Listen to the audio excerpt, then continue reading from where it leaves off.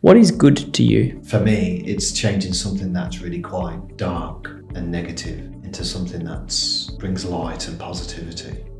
Welcome to Chasing Good, a Circle Group podcast with the aim to help us better understand the good that's happening in the world today. Thanks for tuning in, and I hope you enjoy. G'day and welcome back to Chasing Good. Here with me today, I've got Norm from Beddown. Norm, thank you so much for joining us today, mate. Mate, thank you. Lovely to be here at the start of something great and good. Chasing Good it's a great name for a podcast, actually. Oh, well, I appreciate that, mate. Thank you. It's, so what I'd like to do kicking off, ideally, is to understand, I guess, why the context of why we're here today is you yourself are very much so a good person. I'd like to understand kind of what. So if you could give the listeners a bit of an idea of what you've done with Beddown, what you're creating, and to help them understand, why you have the position to speak. And I guess, Michael, if it's okay, before we talk about that, I suppose it's just setting the context of why Beddown exists. Wonderful. Please. And the listeners will probably gather from my accent, I'm not a local boy to Australia, so originally from the UK, a place called Coventry in central England. I've got to take listeners back to early in my childhood, back in a time machine. Into the early 70s. My mum and dad were happily married. My dad had a business, his shop fitting business. He was a carpenter by trade. And in his early 30s, he suffered a stroke, which left him quite heavily disabled. It paralysed his right hand side. His face dropped, that impeded his speech. That was pretty much the end of the business. Overnight, my mum was a bit younger than my father at the time, and she was bringing up and looking after a small child, which was myself. Now, with my dad being heavily disabled, this put a lot of stress and strain on the relationship. And they separated and got divorced, and my dad found himself homeless, sleeping rough on the streets of London. And to cut a long story short there for the listeners, at the age of 42, he suffered a heart attack and he died lonely and homeless on the streets of London.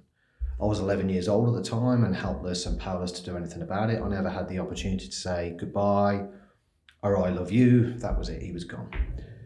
I think Beddown started as an 11-year-old child. I just didn't realise that the jigsaw pieces would fall into place 40 years into the future, and to spare everyone all the boring, gory details of how we got to Australia, but 40 years into the future, and it's nearly 5 years I've been on this journey now with Beddown, and just over, I guess, four and a half years ago, I was made redundant from a not-for-profit in a different sector. And of course, the first thing you do when you're made redundant is to apply for lots of jobs, which I did, and that's the sector that you're in. And I started getting a lot of dear norms, and some people weren't coming back to me, and I started to think, well, I've spent nearly 8 years in a not-for-profit. Maybe it's time for me to start my own not-for-profit charitable organisation. Homelessness was close to my heart. And when I started doing the research on homelessness at the time, and it really hasn't, some of the stats are quite interesting from the 2016 census. At the time there was 116,000 people deemed to be homeless in Australia, with over 8,200 people sleeping rough on the streets of Australia every night, on concrete, on benches, in parks and under bridges. But what really snapped my attention was that of those thousands of people that sleep rough every night, there's hundreds of people lose their life every year as a result of sleeping rough on things like being attacked, suicides, overdoses, infected wounds, pneumonia, that sort of thing. And what that actually meant back in 2018, as we're sitting here today in 2023, is that the average life expectancy of someone long-term homeless, sleeping rough, is just 47 years of age. And I looked at that and I went, that's unacceptable to me. I need to do something about it. So I guess in earnest, that's where Beddown then started. And it was, okay, so what am I going to do about it? I didn't want to replicate and duplicate all the amazing services that are currently out there doing incredible things. So if I was going to do something, it needed to be something that was going to be different and have a meaningful impact. And that's where I struggled. I spent a few days at home trying to write ideas on Post-it notes, sticking them on the bedroom wall at the time. And nothing was really resonating and connecting for me. And what I find, certainly if you're trying to come up with a solution to a problem or an issue, is sometimes it's good to take yourself out of the boiling pot. And whether that's going for a walk, watching TV, meditate, read a book, whatever it is, whatever floats people's boats. For me, I was like, I'm going to take myself out for a coffee. And I took myself off to a shopping centre near me. So I live out at Victoria Point near the Redlands, and I went to Carindale Shopping Centre on this particular day. And I'm not a particular religious person by any means, But I think the planets just aligned, or my dad was looking down on me. I really don't know. But I pulled into the shopping centre car park, and that's where the idea for Beddown actually sort of happened, because for whatever reason, for that particular time of day, the place was empty. And I looked at this space and went, wow, I wonder if anyone's doing, in the first instance, anything in car parks. You know, here's a big sheltered space, pretty clean for a car park, to be fair, lots of amenities. Grabbed the coffee, got home, done some research. No one was. And I think I know the reason why, nearly 5 years on from that. But no one was. And I was like, right, okay, here's a great opportunity. And I guess without going full blown into it, the whole idea and premise around Beddown is to really challenge the way we look at existing spaces and infrastructure that's all around us, that's left empty, vacant, dormant or underutilised. And we activate that space into accommodation to provide safety, shelter, security, a range of wraparound services, but most importantly, a safe place for our guests to get a good night's sleep. And we refer to the people that use our service as guests because we want to welcome people in as if they're part of the family or family friend, to get a safe night's sleep and hopefully find pathways out of homelessness. It's bloody incredible, mate. And to turn such a, difficult experience into a positive one too is admirable in every sense of the word. I'm curious to, you mentioned that obviously homelessness was close to your heart, and when you went through that period of decision making, saying maybe I should start my own not for profit, what do you think were the key reasons behind that? Do you think it was to do with was it to do with the fact that you weren't weren't able to be there with your dad, or what would you suggest is that? Yeah, that's a great question, and I think at the essence of Beddown, I never had the opportunity to help him. So here through Beddown, we've got the opportunity to help someone else's dad, someone else's mom, someone else's son, and someone else's daughter. And I guess at the heart of it, I don't want anyone else to go through it. It's words we're all accustomed to, isn't it? Goodbye, I love you. I never had that opportunity to say those words to my dad, and no one should have certainly say goodbye to a loved one. But they should have many, many opportunities to say I love you. And, I guess at the heart of what Beddown is all about, and there's so much more around it, but when it boils down to those essence, it's about changing people's lives and saving people's lives, which all starts with a safe place to get a good night's sleep. But most importantly, to keep people alive so that family connections remains in place, so you have got the opportunity to say those words. Wow. So can you tell me a little bit more about Beddown operationally? You've created this incredible business that impacts lives, saves lives, helps connect people and give these opportunities. How does it work? Can you give us a little bit more information about the services that you do provide and what's been happening? So when I first came up with the idea of Beddown, it was right. Okay, the first space we want to tackle, and I guess really to prove the concept, and it was the worst and the hardest space I guess anyone would ever try and activate into a homeless shelter overnight for people was a car park. And it was a Brisbane CBD car park, and I approached the largest car park operator here in Australia at the time, and they jumped on board very, very quickly, which was amazing, and no one had ever done that in the world. So we ran a world's first pilot in 2019, sort of end of September through to mid-October at the time. And prior to that, chasing good, back to the name of this podcast, it's quite ironic because I found through this journey, and still now, it's very hard to do good. It really is. And hopefully, I just thought I'd get that in there because hopefully this expands on that a little bit further. Yeah, it seems to be very easy to go out to the world and do something pretty terrible. So it's a weird juxtaposition, and it should be the other way around. It should be very easy to do good things and very difficult to do bad and terrible things. So the reason we started in end of September through to end of October of 2019, and remember I came up with the idea in 2018, and we got the validation and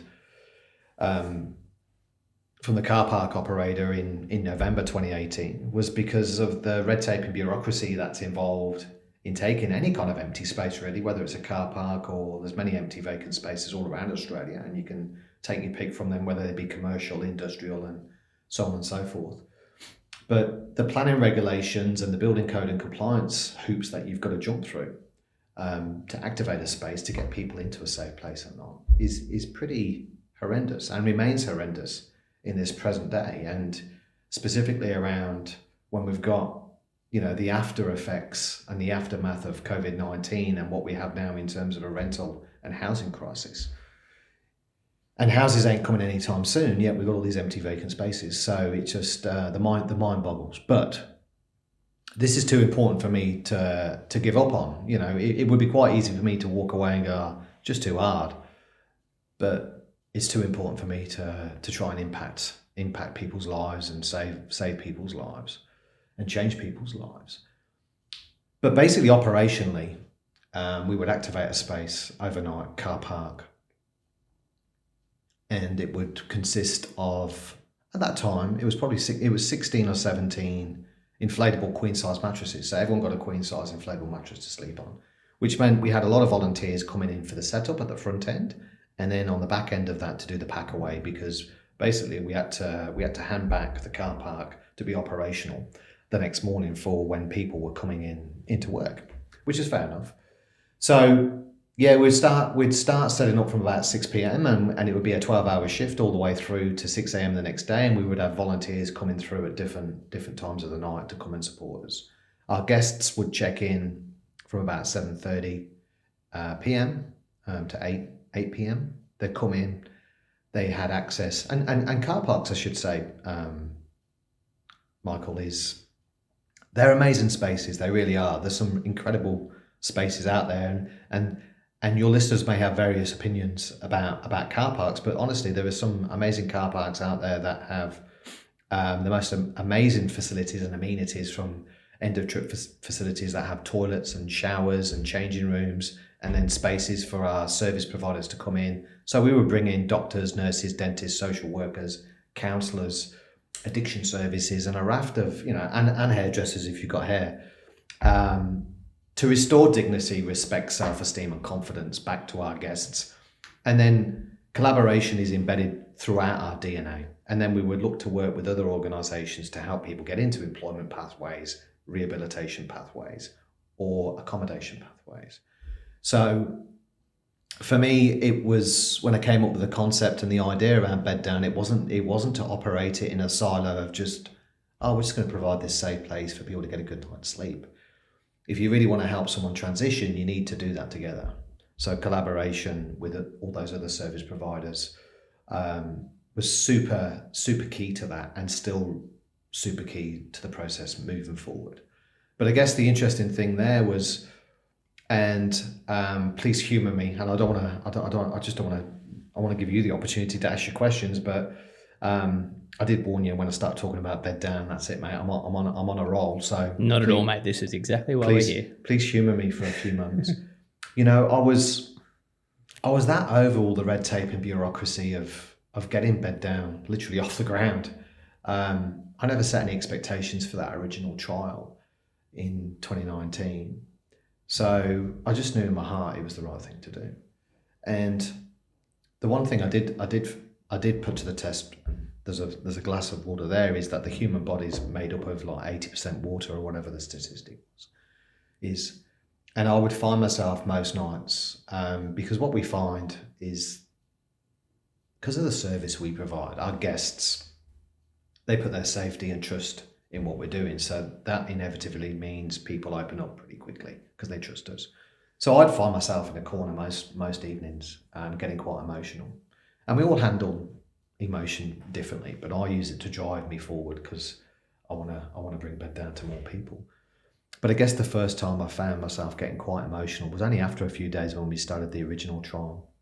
And one of our guests came up to us, and it's still probably one of the most profound, even before I say I'm beginning to get goosebumps. He came up to us and he said, "It's the first time I've had a dream in years." And that just took me a little bit left field and by surprise, because I just wasn't expecting to hear those words after just a few days. And when I was in the corner getting quite emotional, and I sort of composed myself and pulled myself together, and I was like, well, here's a person who's traditionally sleeping on a piece of concrete with the proverbial one eye open in fear of either being attacked or having his belongings stolen or being moved on. And he came into Beddown, felt so safe, so secure, so comfortable that he's got into such a deep sleep that he's experienced a dream for the first time in many years. So that was quite a powerful thing. And it just moved on from there in terms of the guest feedback and the impact that we were having after just 2 weeks of a trial. Now, the interesting thing is this all happened towards the end of 2019, and then we finished that trial and we had a lot of amazing media around Beddown, for which we wanted to leverage that media in terms of fundraising activity. But then, of course, it was bushfires, it was droughts, it was flooding, and then we had a global pandemic. So what a great time to start an organisation, mate. Yeah. Blimey. And you mentioned, these drivers talking to the emotional side of things. Like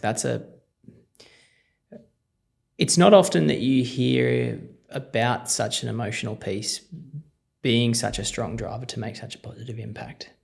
I wouldn't consider that necessarily the norm in society, as you kind of referenced before. Can you tell me a little bit more about how that happens? Is that a decision that you make, or is that just how you feel based on that feeling? I think for me, look, and this hopefully people get the understanding of. For me, for my pathway, I guess, was set as that 11-year-old child back in Coventry all those years ago. I just didn't realise or understand that pathway would present itself for later in life. And I guess, hopefully, everyone doesn't think I'm a Looney Tune once I say these words, but just I guess once I got validation for the idea of what I was trying to do, something reset in me that I can only articulate in the following way, which is when you meet someone in life and you fall in love with that person and you get to that point in the relationship, you say, oh, maybe it's time for us to move in together. Let's go and look at some houses or apartments. And you're going through all these different houses or apartments and nothing fits the bill. And then you walk into this one place together and you're looking around and go, this is it feels good. This is the place we're going to spend the rest of our lives together. That's the only way I can articulate about what happened once I got the idea of Beddown validated, something reset in me, that I knew that this is it. This is my purpose in life now. And come what may, I'm going to try my damnedest to make this thing happen, and nothing's gonna stop me, and nothing's gonna get in my way. Famous last words. This is it. Yeah. So in terms of decision making, there was no decision. It was a reset internally, I guess. I don't know if that answers your question. It certainly does. Amazing. So can you tell me now, I guess, where it's come from? What's the plan now? So as I said, it's been an interesting journey. It's been a roller coaster journey in a lot of respects. Some great highs and equally incredible lows as well. And when we started that original trial back in 2019, then we had to get over all those natural disasters and global pandemic. We got to the point where we went back in 2021 back to the same car park in Brisbane CBD. We ran an extended trial for 8 weeks. Bigger, better, badder, the whole thing was supersized. And again, we had some great media around that. And we were hoping that space was going to become, I guess, our first permanent location. And I guess about week 5 or week 6, we were told by the building landlord, not the car park operator, that it wouldn't be moving forward. And that was devastating at the time. And I think it's very interesting because I've got to give those people credit for allowing us to do something that was breaking conventional thinking and allowing us to do what we've done in that space, but also very conscious that this was an office block where there was people working. And I did pick up the sense of, we want to help the homeless as long as it's not in our backyard. Bit of a NIMBY type approach. So that wasn't to move forward. And I think in hindsight, that was actually really good, because there was a few things. There was a few things that started to transpire during that trial. We had some amazing outcomes. We got 5 people into accommodation, 5 people into employment roles, and 1 person into accommodation as well as changing up the lives of a lot of our volunteers that helped and supported us at that time as well, which was something I really wasn't expecting either. But what was, I guess, glaringly obvious to me is that the sustainability, even if we did remain in that particular venue, was it's going to be hard, because the volunteer resource that we required every night to do the setup and then do the pack away, to be up and out and waking guests up at 5 a.m. when they're in such deep sleeps as well was pretty heartbreaking, but we had to do it. I thought, although car parks are a great space, it's probably not the final destination for us. So that trial ended. It was devastating, heartbroken at the time. And one of the things we had to do, I didn't have the heart to put people back out to the streets. I was like, I can't put 25 people back out to the streets, because you get to form relationships with people. You can't help but form and get to know people and, feel for them and want the best for them. So I was like, we ran a little mini Facebook fundraiser at the time, and we raised some funds, and I was like, right, okay. The next part of the puzzle or the challenge was to find somewhere that would take 25 homeless people, which there was lots of places that had capacity, but as soon as you mentioned those words, are they homeless people, the phone would go down, or there was another excuse for why they couldn't take. But then we found this great space called Big Bird Backpackers up Aroma Street. That's been in the news a lot recently, and we'll talk about that shortly. And the guests checked out on their final morning, 6th of June 21, on a Sunday, 6 a.m, and they checked into Big Bird Backpackers. They were welcomed with open arms. Now, the guys that were operating that Backpackers at the time were operating another Backpackers next door called Chill Backpackers, for which they were running that as a backpacking business. Big Bird Backpackers, they started to change the model on that, because no one was traveling very much at the time because of COVID, and more people were becoming homeless, so they started to change the model. So I was like, right, that's great, that kind of like fits the bill for us. We'd placed 25 people in there. Then the issue around that became, once it got to capacity and remained at capacity for the last sort of 18 months, was when you've got a critical mass of people with various vulnerabilities and there's a lack of connection, there's mental health, there's addictions, and no real direction. I was like, what else can we do in this space? So we started to bring other elements of the Beddown model, which was collaboration. So we brought in the likes of Drug Arm to help with alcohol and other substance addiction. We brought in a medical clinic. We started a mental health program, Busy Ability, to help people into employment pathways. But more recently, unfortunately, and it's a business decision. The person that owned those businesses, it's very, very busy out there in the traveling market at the moment. So there was an opportunity to increase rents and all the rest of it. And I don't know all the commercial details, but that put a lot of stress on the guys that were looking after that space. So they couldn't afford to operate it.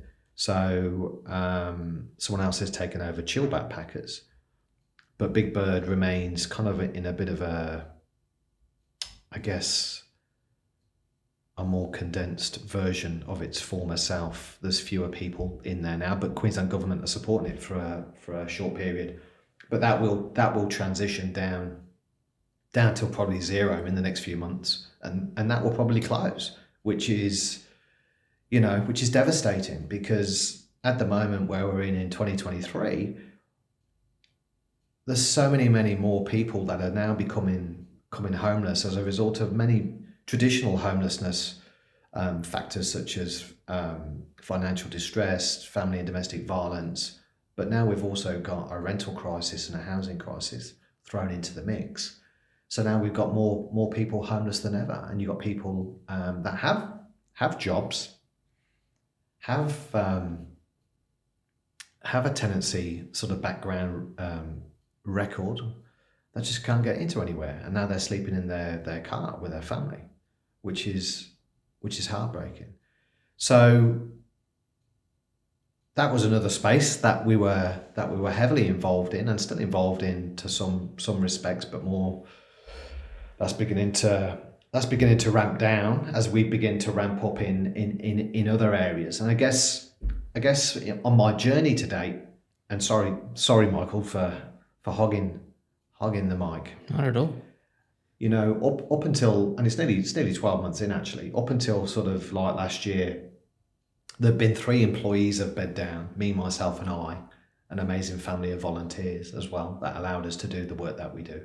And it's National Volunteer Week, so I should give a shout out to all the amazing volunteers that help us do what we do. Absolutely. Because we couldn't do what we do without our amazing family of volunteers. So this time last year, we had the opportunity of joining an amazing organisation called In Community. They're based out in Ipswich. They've been in the homelessness space for just over 40 years now, servicing the Ipswich community. Got crisis accommodation for youth, 16 to 21. They do a lot of other services around homelessness in the area, mobile assertive outreach. That's important for a service that I'm talking about shortly. But they've also got the Tenancy Skills Institute that help people, vulnerable people, in terms of how to be a good tenant, how to get a tenancy, how to keep a tenancy, which is super important in this day and age. And that's not only here in Queensland, but other parts of Australia. So we had the opportunity of joining them this time last year, which is great, because I go from me, myself and I to an organisation that has a marketing department, has a finance department, and there's 30 plus employees now. So that's been fantastic. It's opened up the opportunities now, because it's really interesting actually, because where In Community HQ is in Ipswich, HQ office is a former restaurant. 2 levels. The upper level's been pretty much predominantly converted into modern offices. The downstairs level, the front sort of quarter, is pretty much set up as it was when it was an old restaurant, which is great for the service I'll talk about shortly. But the back 3 quarters of the restaurant on the lower level is basically a load of wasted, empty, vacant, underutilised space that needs a bit of creative thinking in terms of what it can become, because a lot of it is open to the elements in terms of there's actual open spaces that's got mesh on where windows would be or where a door would be, and that then means if it rains, there's water getting into the space and leaves and all that sort of stuff. It looks pretty tragic at the moment, but there's about 140 square meters there that can be repurposed, and we're looking to repurpose that space. And we've got some amazing visuals and renders by our architects that have been helping us along this journey, called BSPN Architecture. Got to give them a shout out. They're not far from here in the valley. And it will be our first female only venue, 12 beds for vulnerable females. Homelessness is a growing issue in Ipswich, as it is everywhere else across the country. But that's phase 2. Phase 1 has been we've ran 30 of them at the moment. We launched the Beddown Breakfast Club in March the 3rd, and that was on the back of some assertive outreach. There's a couple of the guys that do amazing work out there. They go out on a Monday, Wednesday and Friday, 5 a.m. till 8:30, to engage and connect with people that are sleeping rough around the CBD and other surrounding areas, and you have literally got people that are on concrete, on benches, in parks, down on riverbanks, under bridges. Any kind of stereotype you want to think of around homelessness, you have it in a very short radius around Ipswich. And there's nothing in Ipswich either for people. In Brisbane and larger CBDs, in the morning people go and have breakfast, lunch, evening meal, drop into centres, have a shower, so on and so forth. There's nothing in Ipswich. So we thought, wouldn't it be great? We've got this very cool cafe environment that we can set up a basic breakfast, tea, coffee, whatever you want, plus toast. We do ham and cheese toasties, we do pancakes, hash browns, that sort of thing. Very basic, but a safe space for people to come and connect, have a chat, have a yarn, get clothes, get sleeping bags, and services. So again, bring in that collaborative approach, and we have Drug Arm and we have Busy Ability come in, and I'm trying to get a doctor to come into that because there are a lot of people that need access to medical services. So that's been great. We've ran 30. So 30 was yesterday, Wednesday, and we've had probably about 390 guests visits over that period. So it's probably about 60 hours of operation, 390 guest visits, probably 35% male to female ratio. More and more females are coming down as well, so they're feeling safe to come in. So having a female-only venue in Ipswich as well will be. I've always been of the opinion, certainly in this space, and again, I'm not religious by any means, but it's the whole sort of Noah's Ark thing. I think build it and they shall come, and that's always been the case. Mm. It is such and this has been a topic of conversation with a lot of the founders of social enterprises or not-for-profits that we've spoken to. It's an incredibly challenging endeavour. There's so much to it, and I think a lot of people possibly enter the arena with a considerable amount of blind optimism. Kind of not necessarily just with the view of impact, and really digging the heels in and pushing through to make it turn into something, to make genuine impact. That's really bloody difficult. How have you overcome those challenges? Because I imagine there's been multiple challenges along the way, big ones, and I imagine, and I know that you've said your motivators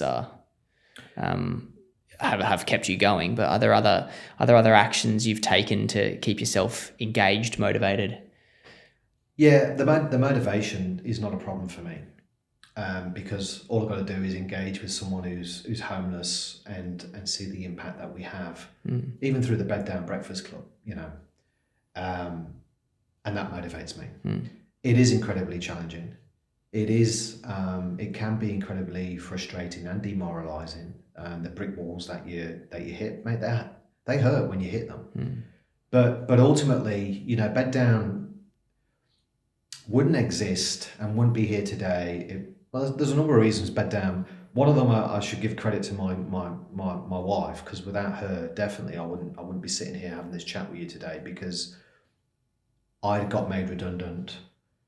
So I went down from 2 salaries to 1 salary, so she became the main breadwinner. And when I came up with this kooky idea of creating something from nothing, literally from nothing, and willing, a lot of it's been willing things into existence.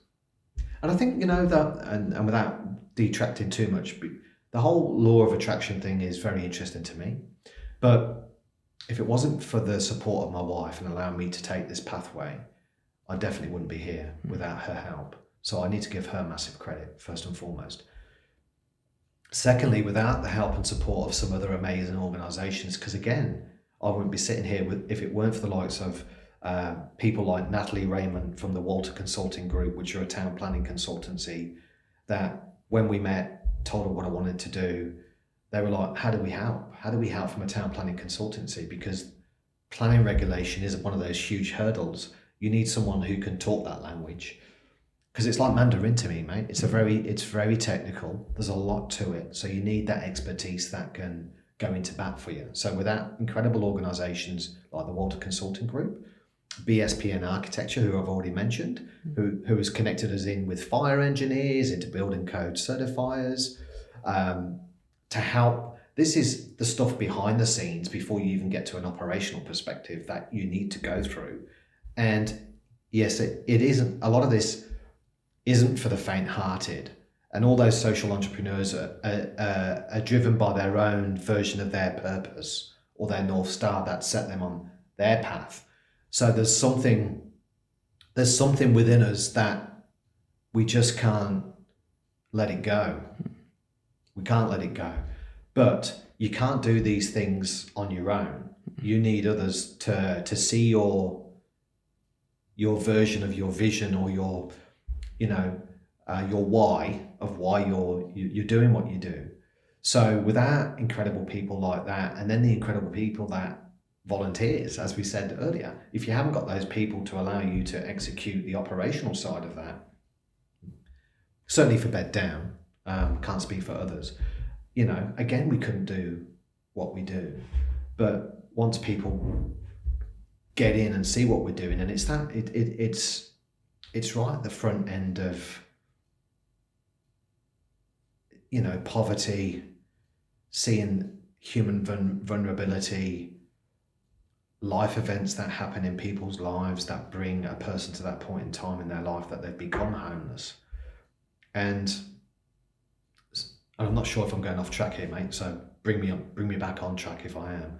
But certainly for me as well, a big part of what I want to try and do is address the stigma and judgment around homelessness. Because we will walk past someone, society does, and judge someone if they look at someone and see that person. Many people turn the other way and not want to see that person. So the person that's sitting on the ground or lying on the ground is invisible. And I'll tell you a story about that. That gets me quite emotional in a minute.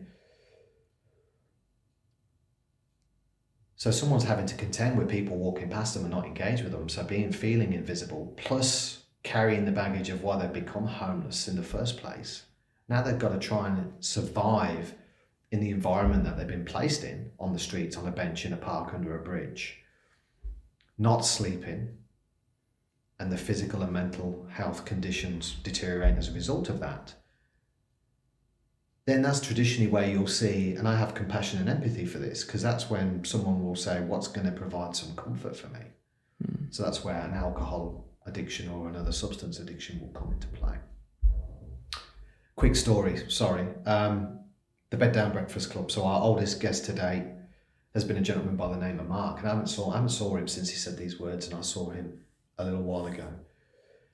He's 68. He came into us a few times. He's sleeping rough. He'd slept on a construction site this one particular night, and he came in this one day. He was like, he looked like a ghost, literally like a ghost, because he was like white dust all over him. So he went and washed himself down and stuff. He came in, very hard to understand, because he didn't have many teeth, so very hard to understand what he would say, but very, very grateful, respectful for what we were looking to do there. And we would have various conversations. The last time I saw him, he was walking out at the end of the Breakfast Club, 9 o'clock. And he said, Norm, you have a top day, mate. And I went, you have a great day, Mark, as well. And away he went. And then later that day, I was leaving Ipswich, and I was driving up the road, and he was he was lying on the street, and people were just walking past him, and he said to me to have a top day. I thought, wow, the humility of that. Yeah, I haven't seen him since. I don't know if he's okay or not. I guess it's all about helping prevent that. That's right. Helping prevent that situation. But he said to me to have a top day, and there he was in the street, invisible to everyone else. Probably not having a top day. Hard to see. That's where my motivation comes from. Things like that. You mentioned earlier the ability to, or the ways in which it's easy to do bad and it's not easy to do good, the barriers of doing good. Obviously, the podcast is called Chasing Good. I'm keen to understand more about those barriers of good that you've come across, and how you've gotten around them, and perhaps as well the relationship between good and bad, and what you've found, juggling that balance or managing that balance. I think look, there's a couple of soapbox moments for me here that give me the shits, pardon my French, Michael, and hopefully you can the listeners can understand where I'm coming from these couple of examples. In a natural disaster scenario, whether it be flooding or fire here in Queensland, the first thing that appears overnight is an evacuation centre. Safety, shelter, security, a range of services, and a place for people to sleep.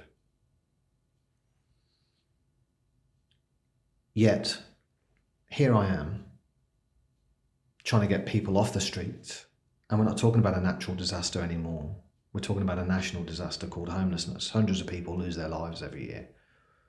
And it can take me months and months and months to get a space approved from planning regulation. Yet in a natural disaster, evacuation centres, planning exempt, they just pop up because it's disaster management. So we've got a disaster management protocol in Australia. Those same protocols should apply to not-for-profits and charities around Australia to allow them to activate spaces, to get people off the streets so they can change and save lives. Sure, you need to have the relevant safety in place, so the code compliance stuff, so fire safety, ventilation, that sort of thing. But the planning regulation stuff is actually the stuff that takes the longest period of time through the process. So I think something needs to happen there, because that is one of the biggest barriers and hurdles for what we do, is you have to go through that red tape and bureaucracy. So it's incredibly difficult, and it makes it incredibly hard, because everything is delayed. You miss a day, you miss an opportunity to help someone every day that you're delayed. And then the no-brainer for me, and I've been advocating strongly on, as well as the Mayor, Adrian Schrinner, about Pinkenbar Quarantine Facility. We have a 500-bed federal government quarantine facility that's been left empty and vacant for the last six to 8 months. That can make a massive impact for people. And we had the quarantine facility in Toowoomba as well, 1,000-bed capacity. Government spent a lot of money on that. It's been handed back to the people that own that now. It's never been used. So we have all these spaces around us that can do a lot of good. They can do a lot of good. Yet we haven't got the mechanisms in place to help facilitate that in an expedited manner. Yet we can do it on the turn of a dime in a natural disaster scenario. So that's pretty messed up. That's frustrating for me. Hopefully change can happen, and this is a way of getting change out there, is to make people aware of those sort of things and those hurdles and those barriers. But again, if you didn't have amazing organisations going into bat for you, like the organisations I've spoken about already, it would be very, very difficult. So things need to change there, and hopefully they will, because it ain't getting better anytime soon. It's getting worse. It's getting worse. Sorry, what was the other part of the question? I was curious to understand, I guess, your thoughts around the relationship between good and bad. There's, using this as an example, for instance, let's say this legislation, playing devil's advocate, could be considered good because there are health and safety restrictions that, could save lives in the future. I'm not saying that they are, but, what do you think that the relationship of bad and good play in these kind of scenarios? Well, in this scenario, the longer this crisis goes on, we are going to see. Well, it's very interesting actually. Before I say those words, there's no formal framework in place to record deaths on the street in You're Australia. kidding. No, there's not. There's been a little bit of research here and there. It's estimated, lowly estimated in 2021. There's been no updated figures since 2021. 424 people lost their lives on the streets of Australia. So that's more than one person every day. But there's no formal framework in place. The longer this crisis goes on, the bad, there's going to be more tragic loss of life. A lot of it you won't hear about. Some of it may make the news, and some of it, yeah, unfortunately, it's until something tragic happens where it might involve a person or a couple or a family, change or the good is then acted upon the bad. So bad creates good, potentially. But it shouldn't. It shouldn't. I agree completely. But that's where people like yourself are coming in and proactively trying to work to do that. So it's interesting then. So you're saying from a social and a governmental perspective, where the change happens reactively, which is Absolutely reactively. We're not in a position to look at homelessness in a preventative state because it's all reactionary at the moment. I'm optimistic one day we will get to that, but that isn't coming anytime soon because it's all reactionary. It's all reactionary. What is good to you? What is good to me? I think it's the intention of changing something. For me, it's changing something that's really quite dark and negative into something that's brings light and positivity. How do you define positive?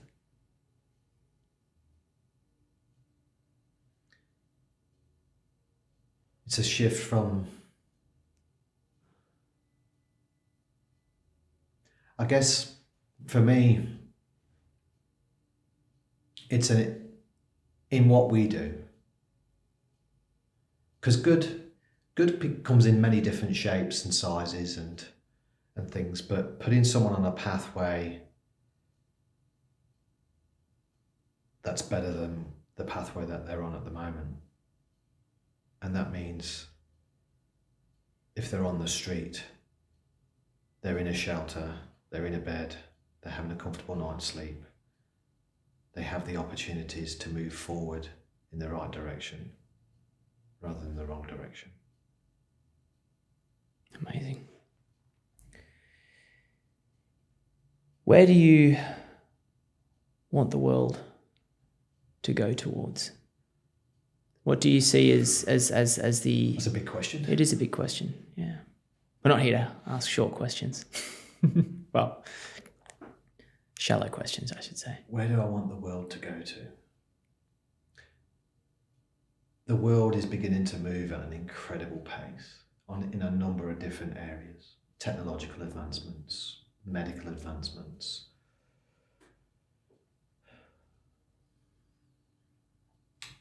Look, the future's bright in a lot of respects. How we make it brighter and more equitable for more people is the challenge. I think, we've got environmental issues, we've got social issues. But I think you've got to look at the world.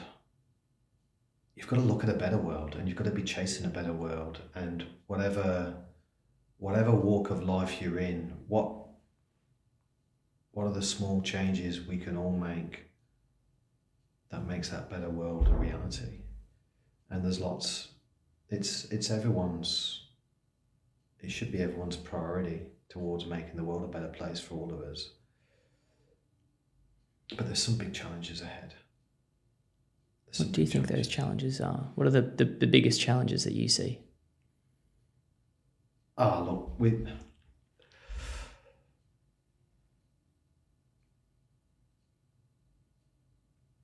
it's an interesting time that we've been living through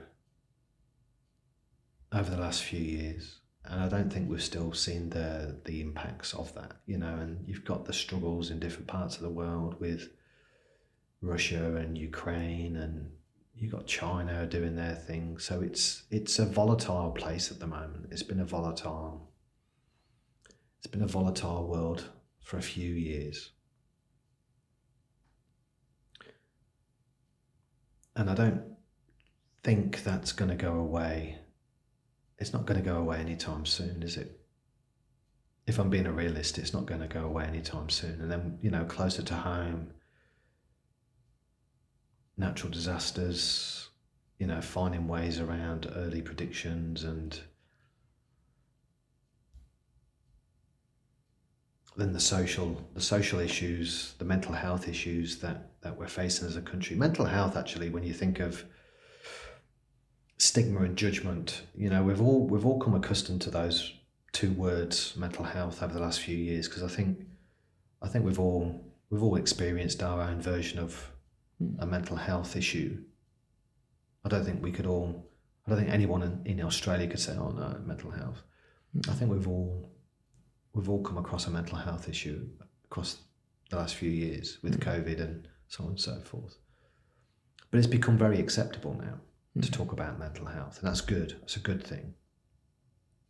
We need the same shift in other social issues as well to become acceptable to talk about. Because I'm always amazed if I meet someone, and I won't mention any names, but there was a larger organisation that we'd done some work with a little while ago, and we were working with a team of people, and they started volunteering at Big Bird. And they started talking about their own struggles around homelessness, which to me was like gold, because it's happening to more and more people, but we have this taboo and stigma and judgment about, oh shit, if I talk about that I was homeless, or I went through this period of vulnerability, I'm going to get judged, I'm going to be that. When in fact, it's a barrier in our own minds. And once we overcome those hurdles and barriers in our own minds and open up about that, and it's and then seeing the acceptance of that, we all share common threads in a lot of things. In a lot of things in our life experiences or work experiences. Some of those we want to share, and some we don't want to share. I think if we can get to a point, certainly around homelessness and stuff, and that certainly helps around stigma and judgment, and because that's one of the big issues we have in the world, is stigma and judgment, whether it be about homelessness or other issues. So the more we become open and transparent with one another and work towards doing our own little bits of how do we change things for good, all those little small things make a massive impact. They do. Tell you what, Norm, as we've said, there's a lot to do. Truly, I am so sorry that you had to, go through such a grief to, to experience that and then to come through. But I'm so grateful that you have been able to take that and turn and make such a positive impact on so many people's lives. And the work that you're doing is truly incredible. I hope anyone listening can jump in to support you and what you're doing. Mate, I'd really like to thank you so much for sharing the time with me this afternoon. Yeah. This morning, actually. It's morning.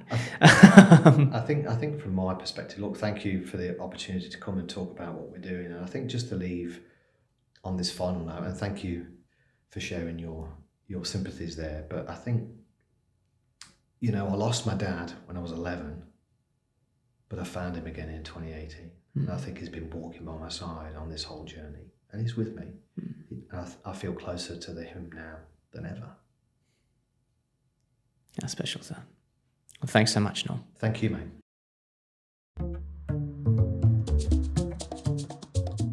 Thanks so much for listening to Chasing Good, a Circle Group podcast. Our mission is to shift the world closer to kindness, sustainability, awareness and action. We hope you enjoyed. Until next time.